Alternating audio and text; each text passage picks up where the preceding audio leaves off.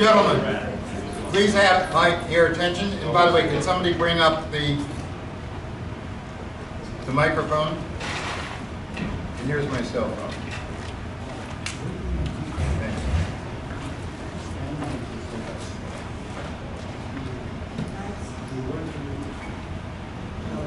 I think it was on. He had to run home. He's leaving his house now, so he'll be there in 20 minutes. Okay, good. You bear with us, ladies and gentlemen. Hi, this is Jack Ames, the director and founder of Defend Life. We're here at historic Rosensdale Knights of Columbus in Silver Spring, Maryland, a wonderful Knights of Columbus Council. This is day 2 of our 25th annual Maryland Face the Truth Tour. We just had an interesting stop. Now, what's a Face the Truth Tour for anybody who may be watching for the first time? We go around and we show these huge pictures of first, second, and third trimester aborted babies. Before the end of this program, I hope to show you at least one of those pictures, because Face the Truth Tours is one of the ways we're going to end abortion. As Father Frank Pavone says, until America sees abortion, America will not reject abortion. It's really simple, because we're a very visual country. Our people are very visual. They're not exactly great readers, sadly, like they used to be, but they do respond to pictures. That's why every newspaper in America has pictures in it. Many years the Wall Street Journal had no pictures, but even the Wall Street Journal has many pictures now. So anyway, we just had an interesting stop here in Silver Spring on Route 29, and we had some pro-aborts there. Well, guess what? They have a right to be out there too. But they had these paltry signs. Later on, you get to see what our signs look like. And anybody who's watching this, even if there's just a handful of people, I want you to get in touch with me. My email is Jack Ames, J-A-C-K-A-M-E-S-P-E, Jack Ames P-E. Think of the first 2 letters in Pennsylvania. So jackamespe@aol.com. And email me, and I'll tell you exactly how you can start a Face the Truth Tour wherever you might be. You don't need a whole lot of signs, you need a few gutsy people. And that's how we're going to take back America and make abortion a bad memory in the history of America, by a few people going out and showing you what abortion is. We have a great speaker. We have 2 great speakers, one on Sunday, Mary Fraser, talking about the history of the pro-life movement. Yesterday we had Dr. John Bruchowski, who used to do abortions and then came over to our side. He's done nothing but heroic work. He's gone all over the country, all over Europe, speaking hundreds of times in defense of life. He's the head of the Tepeyac OBGYN Center across the river. We're here at Silver Spring on the north side of the Potomac. He's on the south side, over in, what city is it? Falls Church? Well, anyway, one of those places over there. Anyway, our speaker today, I'll introduce in a moment, but tomorrow we're having Father Dennis Wild, OSA, Augustinian, who's going to be talking about Pope Leo XIV. That'll be exciting. That'll be on Facebook Live as well. And then on Thursday, we're having a lady by the name of Lauren Handy. She was one of the 9 people who were illegally incarcerated by President Biden for 2 years. She'll have a great story to tell. And then on Friday, we're having Heather Keene coming all the way from Boston talking about baby match, a way to match up women who might intend to have abortions, giving them the adoption alternative and using social media to match up that woman with prospective adoptive parents. It's fantastic. So you've got a lot more to watch. But right now, we're going to have Angela Clark. Angela Clark runs the Best Choice Pregnancy Center. It's down in Northern Virginia. And what makes it the best choice is they have a mobile ultrasound, which is right out in our parking lot. Her wonderful mother, Lee, drives it sometimes. And they go around to places like shopping centers and give free ultrasounds to women. Why do they go there? Because a lot of women who are pregnant go to shopping centers. And they can have a free ultrasound with no appointment on the spot. It's great. She's doing fantastic work. Please welcome, ladies and gentlemen, Angela Clark.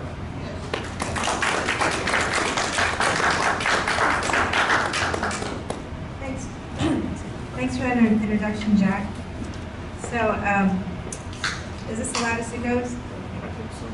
So I just wanted to start with a quote from Tom Glassner, who's the president of NIFLA, National Institute of Family and Life Advocates. And he says, the vision of an abortion-free America is within our reach if we only have the resolve to make it happen. So today I'd like to share with you my story and my resolve for making abortion unthinkable. So I got into the pro-life movement back in 1992. I joined the Legion of Mary with my mom at Holy Family Catholic Church. And our first assignment was to help counsel at a pregnancy resource center in Manassas, Virginia, where there was an abortion center that was located a few doors down. So many women would come to us accidentally. We always say there's no accidents in God's plan, but certainly they would come to us. We'd have an opportunity to talk to them, find out what their situation was, counsel them, and give them every support that they need to choose life for their baby. So we had many, many successful saves there.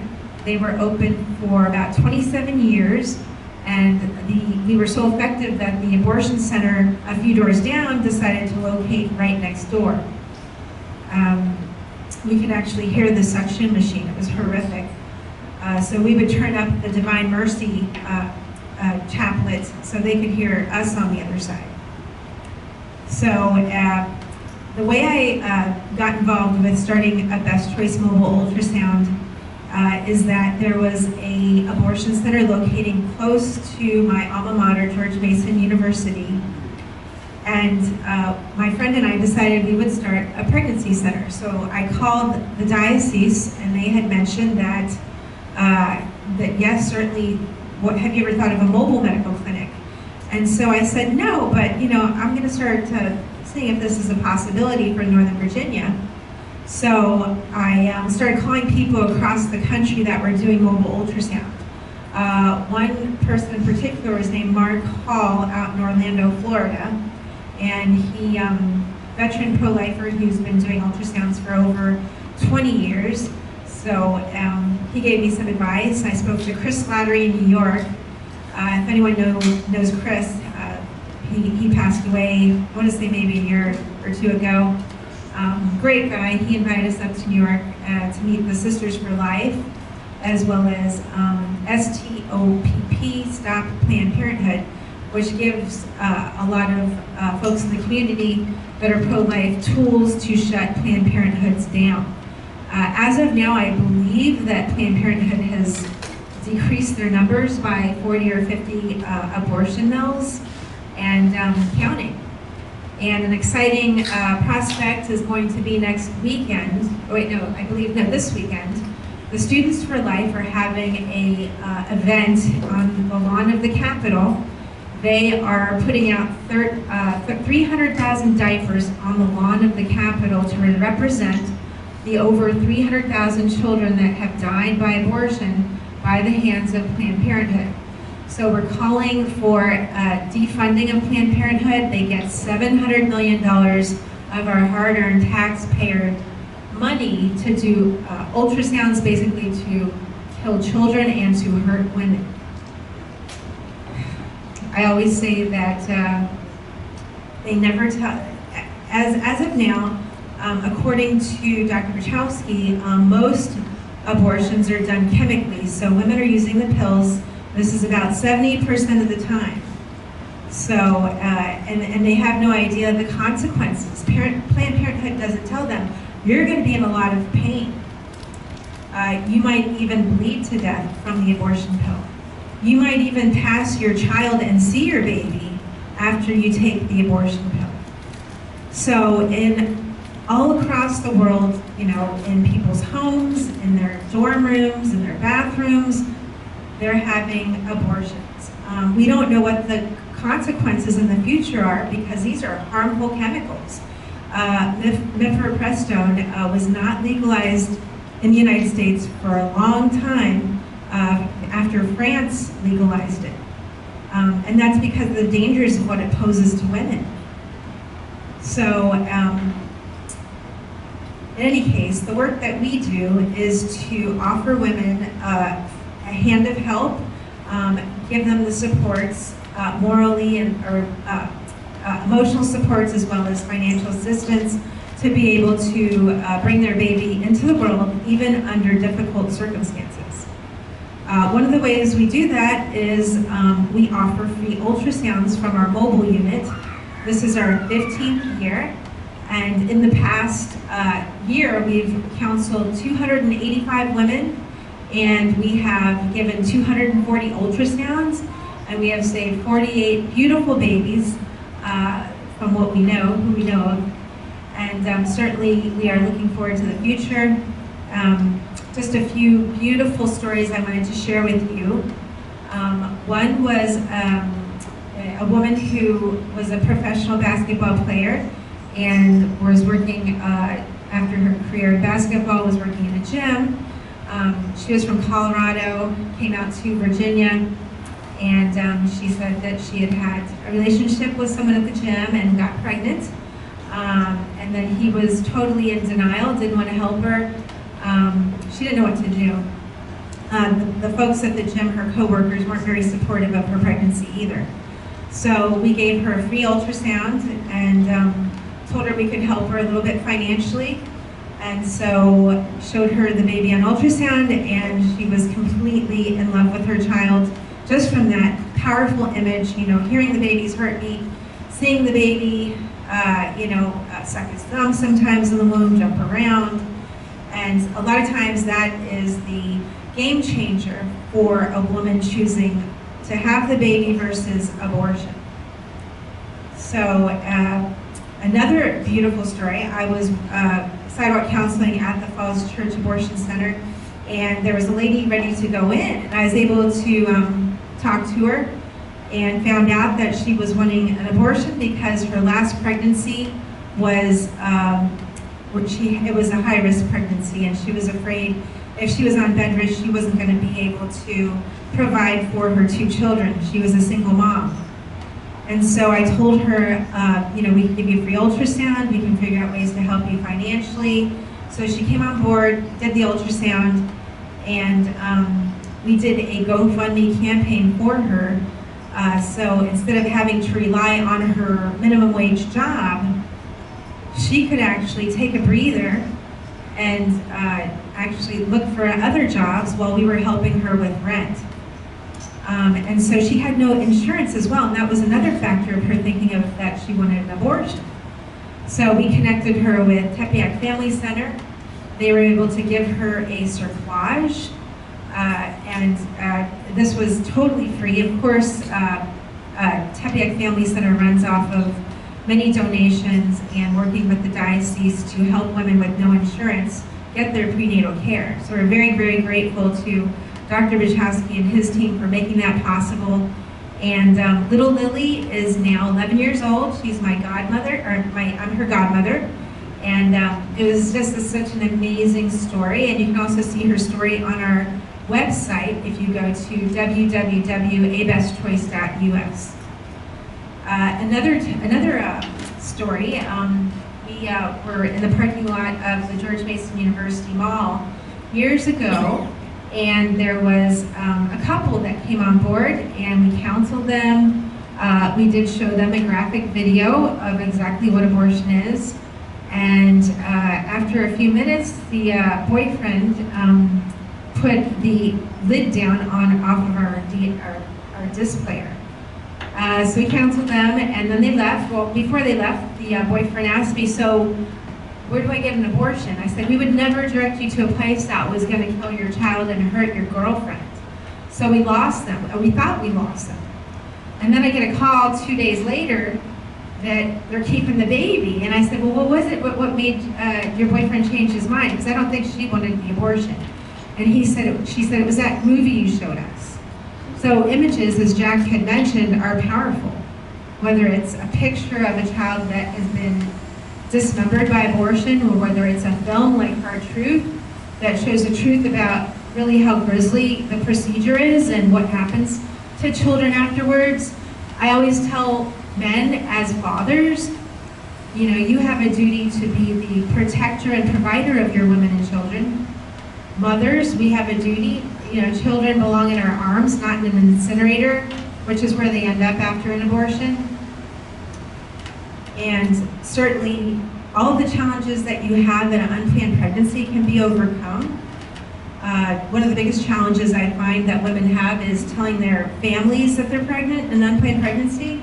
In that case, I tell them, you know, your parents might be upset or disappointed for a few minutes, but ultimately, this grandbaby is going to give them a lot of happiness. I always tell them on one side is life and blessings and happiness and beauty, and on the other side is a lot of tragedy, death, sorrow, depression. There's so many consequences after an abortion, physical and emotional. Physically, as I mentioned with the abortion pill, women are passing their babies, they're seeing their babies, which is emotionally traumatic. They're excessively bleeding, that can be fatal. Sometimes with, I was going to say with abortions that are surgical, they're using very sharp instruments. Sometimes they can put holes in the uterus with those instruments. Sometimes they leave parts of the baby inside that can lead to sepsis infection. They can accidentally grab a kidney or, an intestine and pull it out. And women have no clue that these things can happen. If Planned Parenthood and pro-choicers are so for women's rights, what about women's health? I mean, to have your uterus perforated or an intestine taken out, that's pretty scary. And I think if more women knew that, they would not for abortion. I always tell women the healthiest thing you can do for your mental and physical health is to have a baby. A lot of times emotionally, women are totally distraught. They go into depression, try to self-medicate with drugs and alcohol. They always wonder when the would-be birthday of the baby would have been, who he or she would have grown up to have been. And some women have nightmares. They feel like they've been exploited. You figure your child's in your most safe place, and have someone take the baby out of you in such a horrible, violent way isn't just physically, but emotionally traumatic. And I can say we've met women that have had abortions that regret them, but we've never met one woman who had her baby and regretted having her baby. And that's not to mention what happens to these children that are aborted. They're put in the incinerator. Sometimes their baby body parts are harvested for research at universities, like the Zuckerberg arm of the University of California. If you look up, I get the letters from Americans United for Life, which is a pro-life organization promoting life and defending pro-lifers that perhaps might be arrested for sidewalk counseling, just like, I'm trying to remember the name of the gentleman who was arrested because he was outside sidewalk counseling and his little 5-year-old son was, I guess, one of the death squads, which are the people outside the abortion facilities who try to distract women going into the abortion center by just giving them information. In any case, his son was, I think, the death squad was I guess, had pushed his son or something. So he said, "Don't touch my son," and I believe pushed him back, and he was arrested. It was Mark Hall. Mark who? Hall. Hawk, that's right. Yes, Mark Hawk. Oh, Hawk. Mark Howell. So if you look up his story, you can see the injustice of the pro-aborts trying to make us look like we're the ones in the wrong. I always say in the Bible, it says, in the end days, good will be called evil and evil will be called good. And certainly abortion is Satan's crown jewel and the most evil of evils. There was a preacher one time who said, all right, everybody who is pro-choice, raise your hand. And so the hands went up, and he's like, get on your knees and thank God that your mother wasn't. And I always say everyone deserves a birthday, and everyone deserves dignity, and everyone deserves life. And I was amazed that when the undercover videos of David Dilaudid with the Center for Medical Progress came out, and they had abortionists from Planned Parenthood on video saying that they could sell certain body parts for a certain amount of money, and that she would hope that, this abortionist said that she would hope that with all that money she could buy a Lamborghini. Just shocking. So shocking that almost 1,000 people came out to Planned Parenthood in Falls Church, Virginia to demonstrate.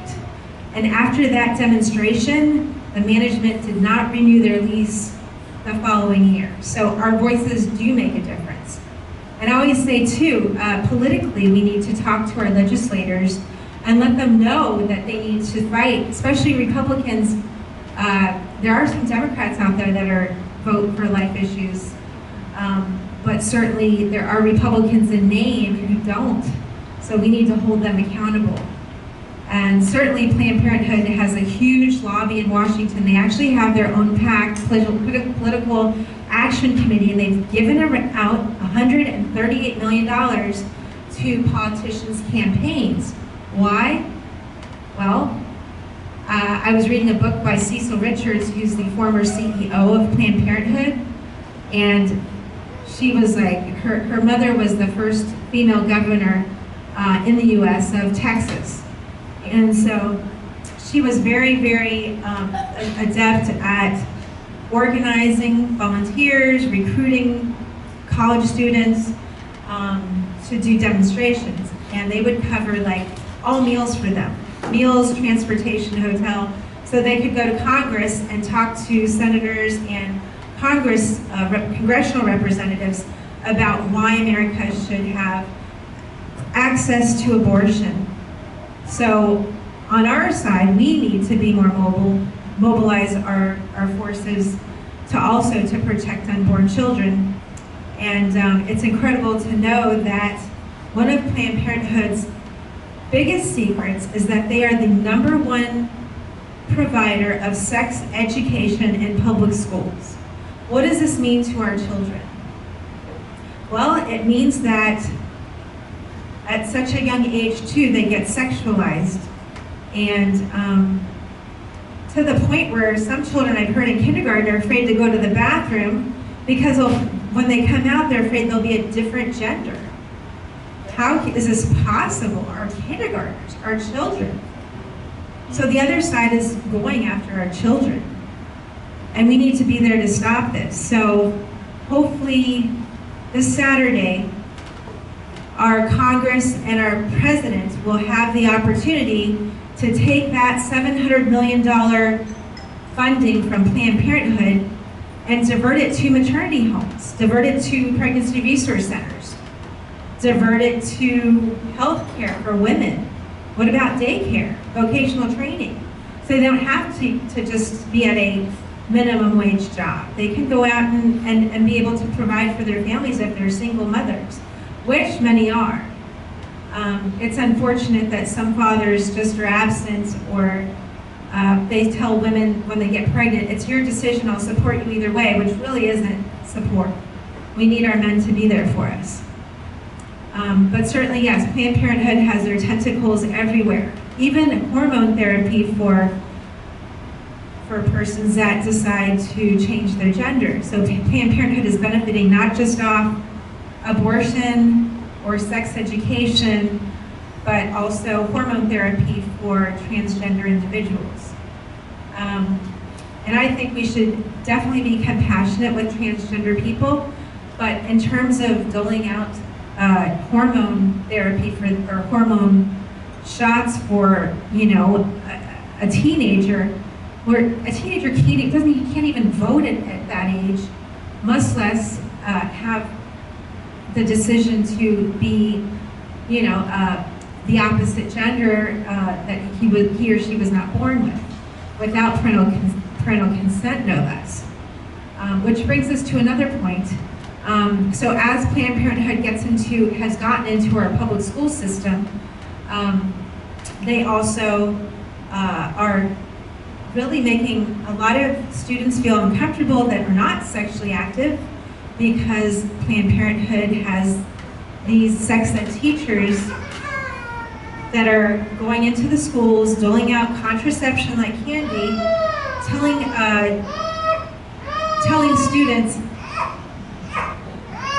students it's okay to have sexual relations as long as you have protected sex with a condom. Okay, so are condoms 100% effective? No, there's a 30% failure rate. So eventually these kids that are using contraception and getting pregnant, what do? They go back to their sex ed teacher and they say, we're afraid, we don't want to tell our parents, what are we going to do? And a lot of times these Planned Parenthood counselors will drive them to abortion centers to get an abortion without parental consent. And it's insane to think that if a student needs an aspirin, if they need an aspirin, the nurse has to call their parents to get the okay. So how is it that with an abortion, they can get an abortion without parental consent? So I would say that too, with the overturning of Roe v. Wade, many folks, many pregnant women who cannot get abortions in their state, like Florida, Texas, West Virginia, are going to states like Virginia, DC, and Maryland to get their abortion because there's hardly any restriction. There are no restrictions with the time for an abortion in DC or Maryland. In Virginia, I believe it's 27 weeks. States like Florida, it's about 6 weeks. So in any case, we have become a destination for abortion. And a lot of times, even with the late-term abortionist Carhart here in Maryland, there is a huge need for a pregnancy resource center, a mobile unit.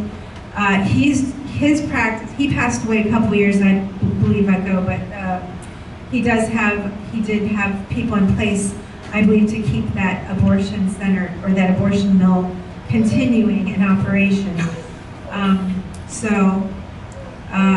The thought is, late-term abortion, which is in the third trimester, is normally $5,000 or more. Well, how does a woman afford that?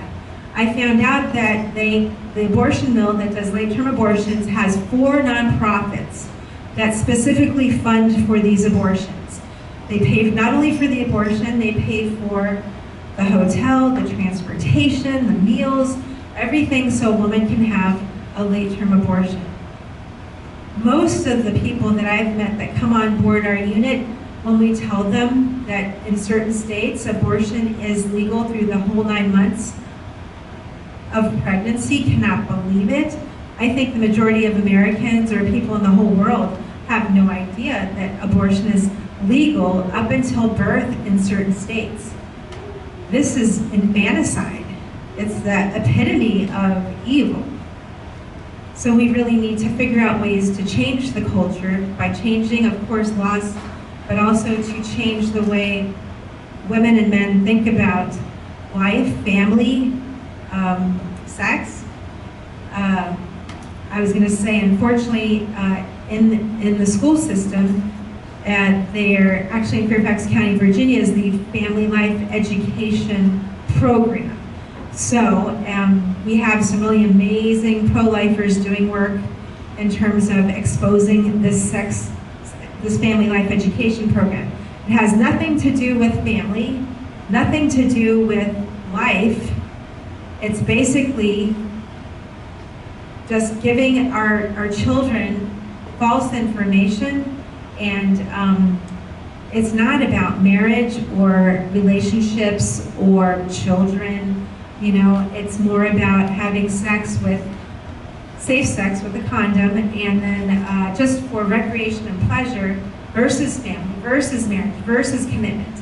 So our children are seeing this at a young age, and now as into adults, college-aged young adults, and then older adults, it's just a horrible formula. And they say, 50% of all marriages now end in divorce. And I'm wondering, I think back to Pope Paul VI, and he said, with the advent of contraception, will also bring more divorce, more objectification of women as sex objects.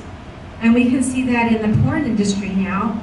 With the internet, it's gone up, I believe, over 1,000% from when there was no internet.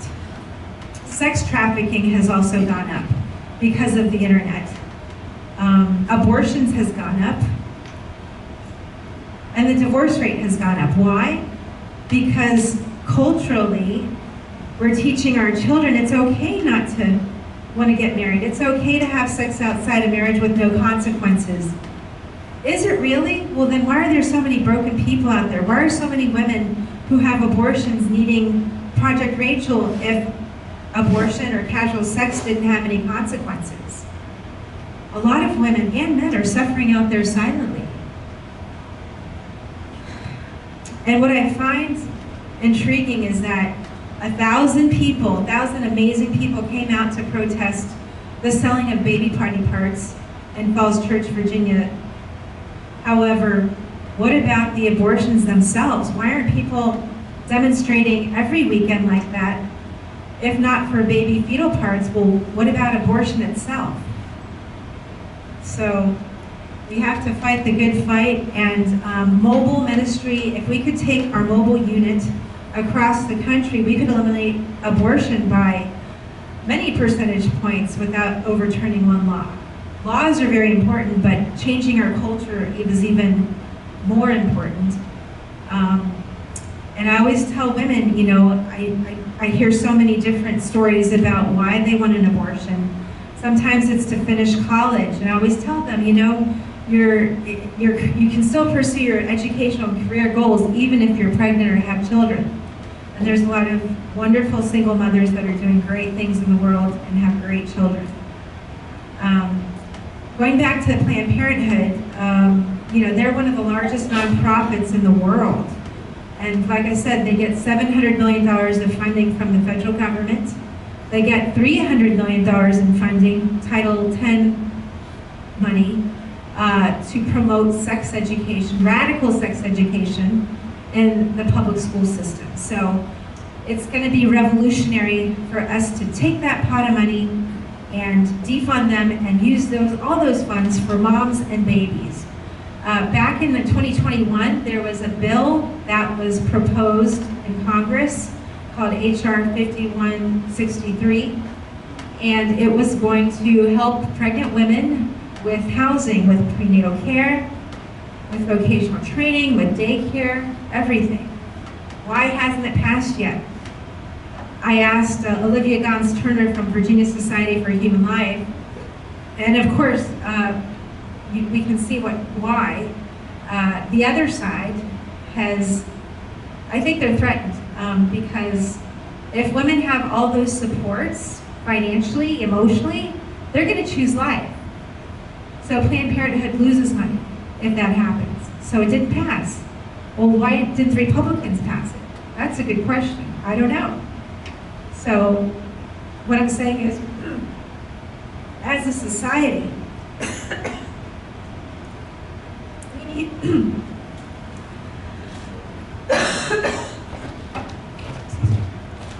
Question one.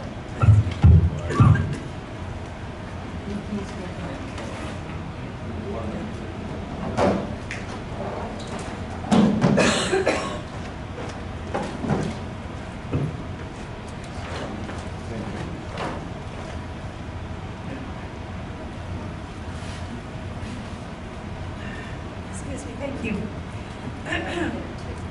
Yes. So, as I'm saying, as a society, we need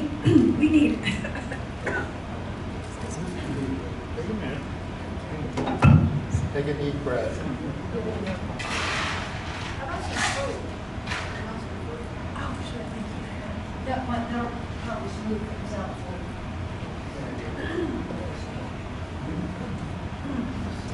I think I'm a little better now, thank you. So in any case, as a society, we need to protect our families. We need to protect our children. Pope John Paul II said pro-life work is the most important work in the world.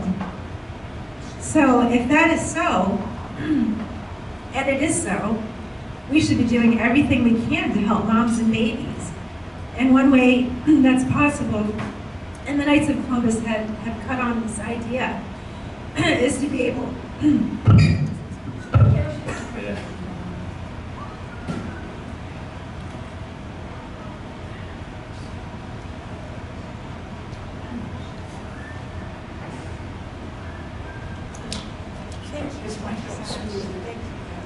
Smooth things out for you.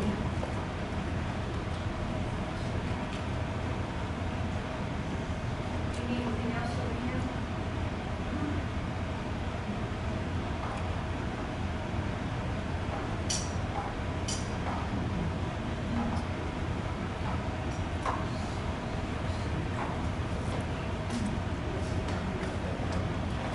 Thank you, it helps. So, as I mentioned, Pope John Paul II said that the most important work in the world is pro-life work. So that being said, we need to find out what's most effective for reaching women and men to choose life. One of those things is ultrasound. Ultrasound is a game changer. We can visibly see women's faces change from fear and worry into happiness, into tears, into joy. And that is what we need across the country. So if we could get mobile units to, Here's some tea for you. No sugar?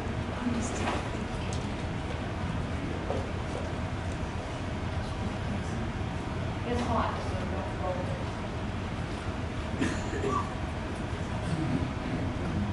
So, I was just saying, in our state of Maryland, which is so Catholic, there's even cities I know named after, I believe one is called Rosary City or something like that. But in the state of Maryland, abortion is legal up until the month of birth. You can't even conceive of it. And in Washington, D.C. as well. You know, 5 minutes, a few minutes from Congress. We receive we get a lot of women that come across the bridge from DC and Maryland to get a free ultrasound with us because sometimes they just, for some reason, can't get it somewhere else. There is a Planned Parenthood in Washington, DC, and it's one of the biggest in the US. And just thinking, a few minutes from our capital, and the culture is just so horrifically, I would say, hurting. We see many women from Maryland and DC who they do not have boyfriends, they don't have husbands. The fathers of their children father several other children. It's a generational kind of phenomena where the children grow up without fathers, and then in return, when they get older, they father children. And I mean, when I say father children, I mean they get their women pregnant and then they disappear, and then these children have no fathers. And I think that in the long scheme of things, that God designed family for the protection of our children, and to have our children susceptible to the rhetoric in schools for sex education is just, it's affecting our culture. And I remember there was one lady who, I asked her, so are you wanting a boy or a girl? And she says, well, I'd like a boy, but I'm afraid for him. I said, why? And she said, because he's gonna have to walk to school, and there's gangs, and a lot of the teenage boys carry guns, and I would fear for his life. And that's how bad it's gotten in Washington, D.C. One time we went to visit D.C. and we saw posters everywhere that said, Muriel Bowser, why are you giving tax breaks to billionaires? What about the moms and babies in Washington? Yeah. So, and when we think about it, they say that the homeless population is 50% women and children.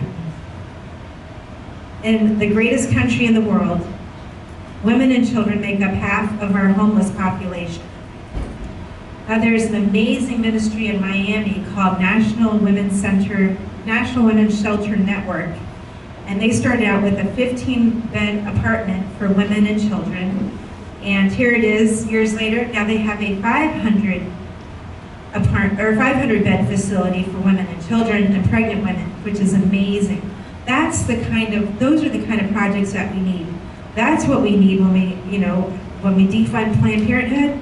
Let's create a beautiful building that is going to house 500 women in the Washington, D.C., Maryland area, and take that model across the United States as well. And let's see what kind of change happens. So, I just wanted to end and say,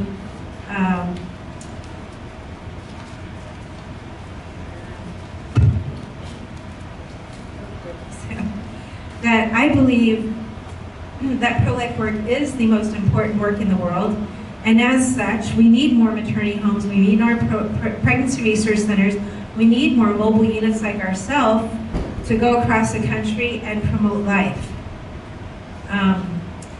I suggest that the Knights of Columbus, I believe that you all are wonderful with ultrasound machines and support over the years to us. I would propose that perhaps a mobile unit here in Montgomery County, since there isn't one, to be able to go out and share the good news of life and God. We always pray with all the women we see. Even if they're Muslim, we refer to God, our creator, as God the Creator. And since there is no mobile unit, it would be great if maybe a handful of Knights Councils would sponsor a matching grant, matching gift. It's normally about, just depending on how expensive or how much the RV would be. There's great RVs out there that are used. The Knights are wonderful with the ultrasound machines that you provide. And certainly if anyone's interested in making that a possibility, come see me, see Jack. And I just wanted to say that, as this banner says, lead all souls to heaven. With pro-life work, we are impacting souls for eternity. And so God wants us to succeed. It is His will and desire that we succeed in helping moms and dads choose life for their children. Thank you.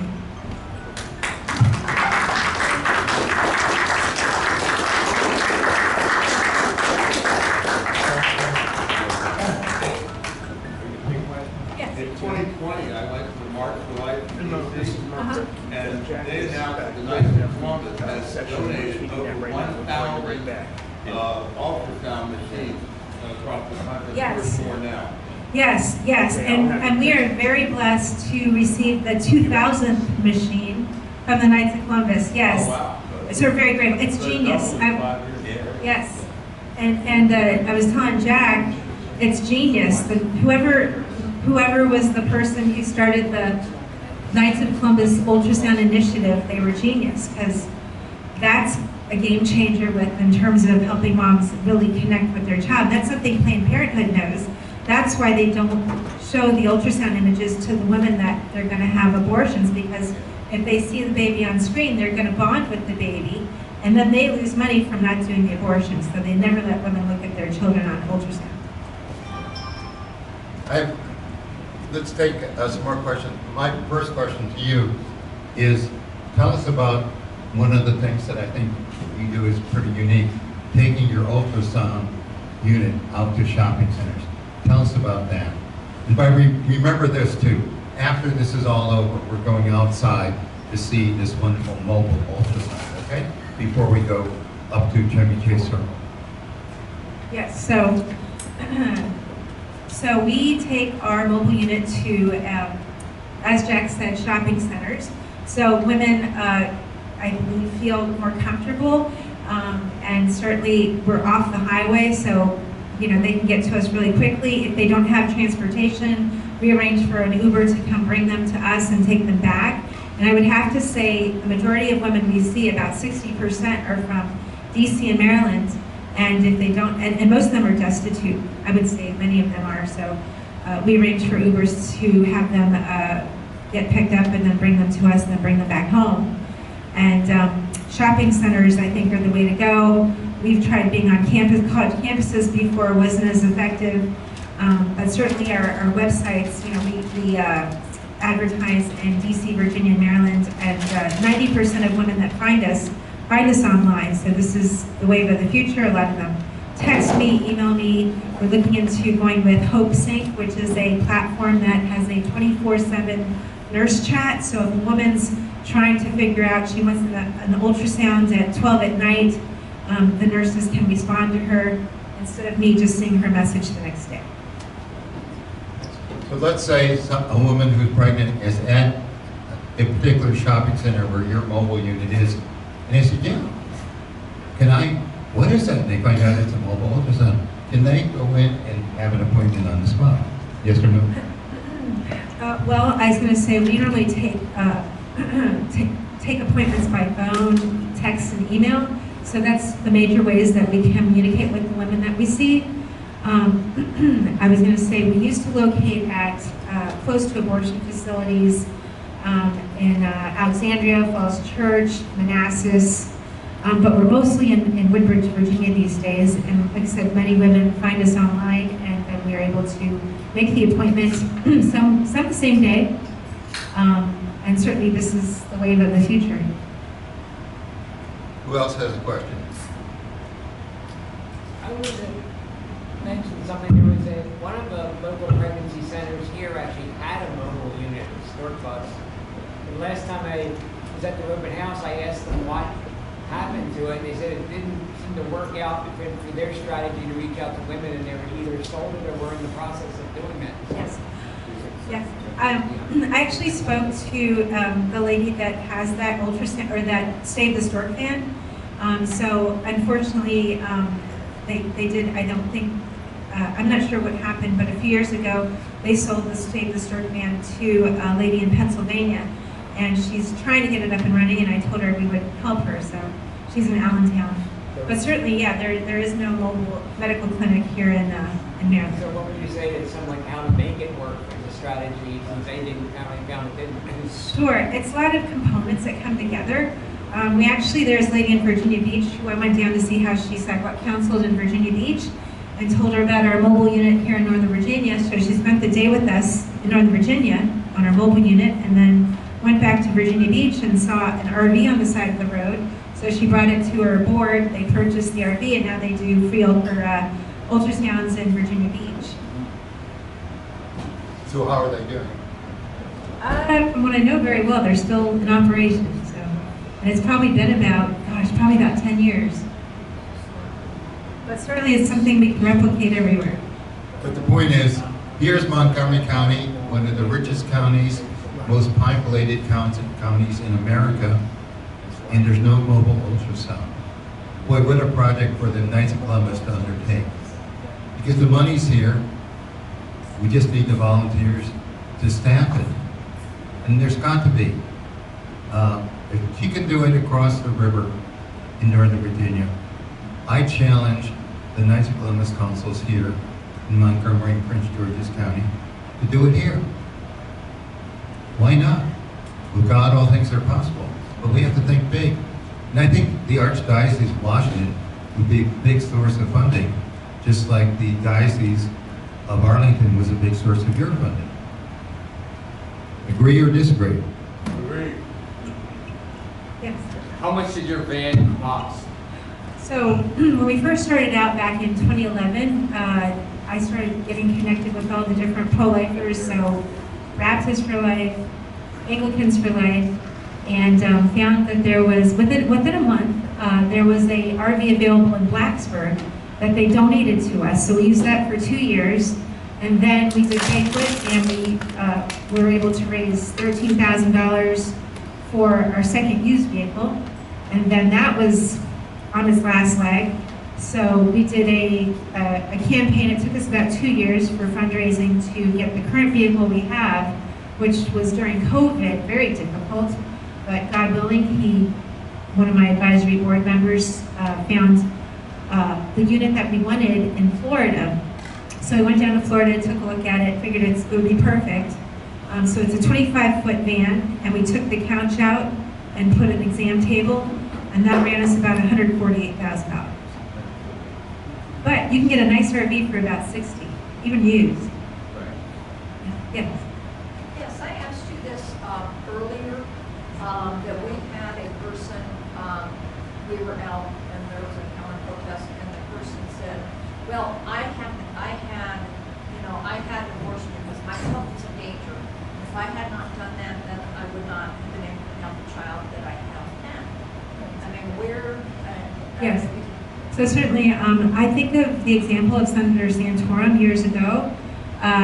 He and his wife had a baby that was born with a deformity.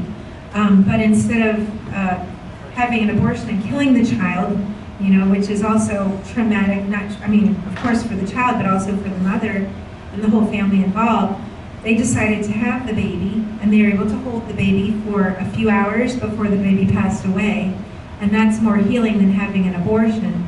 And certainly, I was going to say too, getting a second opinion. Sometimes physicians jump to conclusions. I know someone who, she was told she was having a Down syndrome baby and that she should abort. And she said, no, even if I'm having a Down syndrome baby, I'm still keeping my baby. And that baby was born and he had no Down syndrome. Well, I think the lady, the impression, I didn't press the issue, but the impression I got was that she herself was having some health issues, that her health was in danger. I see. Yeah, I would say in that case, I mean, if the baby's in danger in her life, then that's a case-by-case kind of situation.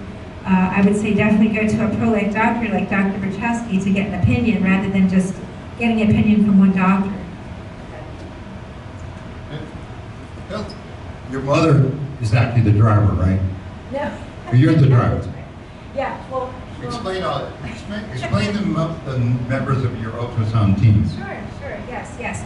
And as we talk about putting a team together, the first, I would say, the nights, to get in touch, and that's what we did. The very first time I spoke to a pastor about helping us start, he said, you need to talk to the Knights.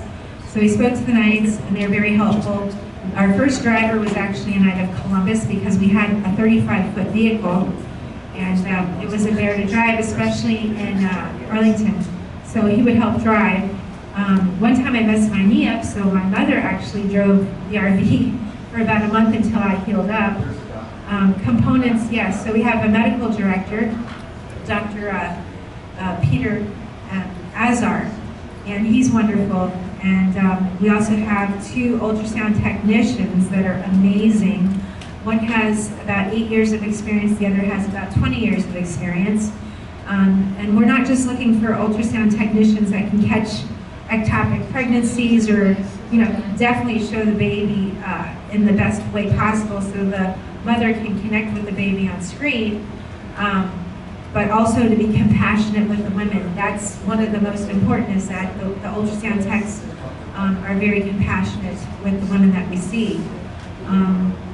And certainly, I was going to say, this model would be great also in South Florida. In the whole state of Florida, there are 51 abortion mills and only a handful of pregnancy centers. But certainly Maryland, DC, there's a lot of work to be done. And if you could take the mobile medical, like I said, take the mobile medical clinic model across the country, we could eliminate abortion so much without overturning even one law. Although laws are important, but we also need the culture to change. Any more questions? Yes. Oh, I was going to say, I used to witness at the mortuary Planned Parenthood in Fayetteville. Fayetteville? And North Your Carolina. Choice, that's called Your Choice Pregnancy Center in Rocky now, to bring their mobile unit at least 75 miles once a week down there. And the way they had to park, they had to pass by that mobile unit. It was sort of last stop, last chance to get people to turn around.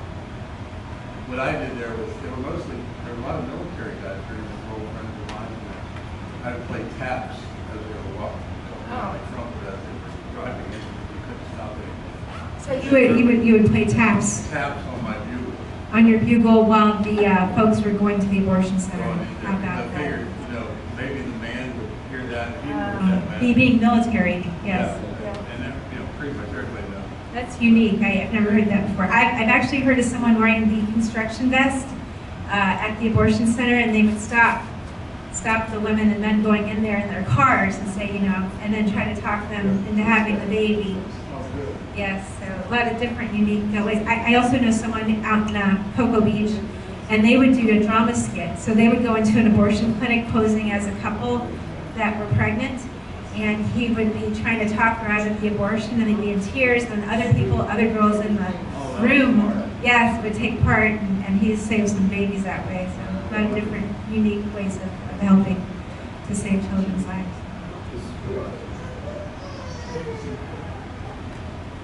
Jack? Yeah. You want to close up? Well, thank you for having me. Any more questions before we close out? Okay, let's really hear it for Angela and the great work she's doing. And you as well. Yep. For Jack.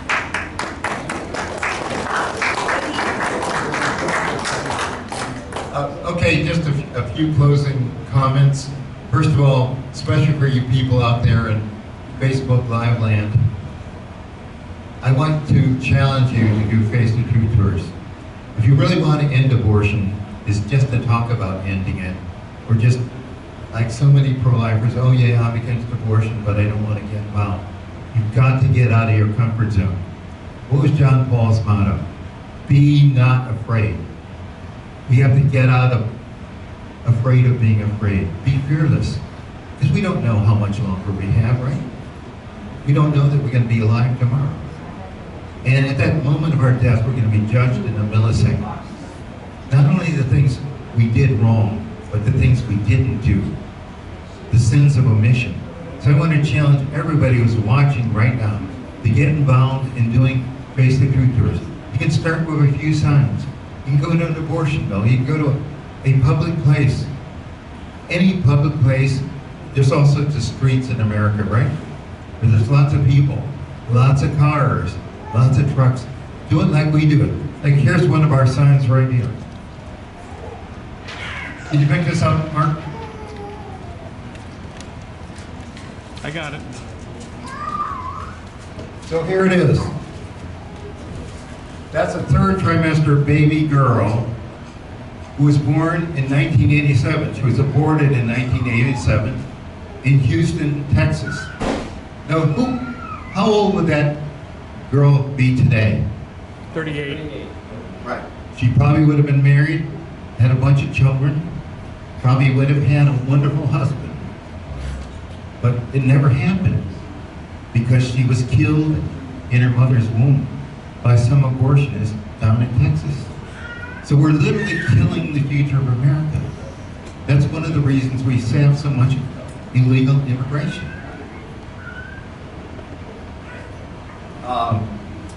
So and we're seeing the demographic nightmare of abortion. The 50 years of abortion since Roe versus Wade. So we have to change that. We have to change the culture. And our Face the Truth is the only thing we can do. No, there's many things, but it's one of the things we must do. For instance, there's another one going on in Chicago that we basically carbon copied back when we started doing them 25 years ago. Joe Schuyler, succeeded by his son Eric Schuyler, they're doing Face the Truth tours too. But you, wherever you might be, if you're in Keokuk, Iowa, or Des Moines, Iowa, or Minneapolis, St. Paul, or Fargo, North Carolina, or North Dakota, excuse me, you can do them. And even if abortion is illegal in your state, let's say Texas, guess what? Where are those women from Texas going to have abortions? They're going to places like Virginia, Maryland, and so forth. But just showing this, for instance, we have this nice sign, hold that if you would. We hold this sign along with this. We rock it, says Home for Life. And it's amazing the honking we get. So if anybody out there would like to do it, here's how you get in touch with me. Here's my email address. It's Jack Ames, my name, Jackames, and then the letters PE. Think of the first two letters in the state of Pennsylvania, where I did most of my growing up, one of the most pro-life states in America, but not as pro-life as it should be, because there's thoughts of legal abortion going on there. So it's Jack Ames, Jackames, PE@AOL.com. And just email me and say, hey, we want to do one in Keokuk. How do we do it? Well, we can send you the images, and then you could have them printed out at a local print shop. They don't have to be as big as this, but just get started. Remember, every great journey starts with a single step by a single individual. And you people out there can be that person. When we started, we had four or five people. The signs came all the way from Chicago. But here we are 25 years later, and we're doing them. And we want to keep doing them until abortion becomes just a bad memory in the history of America. Not only illegal, but unthinkable. Can you imagine slavery? Slavery's illegal, right? But it's also unthinkable. We have to do the same thing with abortion. So, anyway, get in touch with me, JackAmesPE@AOL.com, and I'll shepherd you, tell you, and help you do it in your local communities throughout America or Canada or wherever. Thank you for watching, and God be with you. God bless America. Thank you.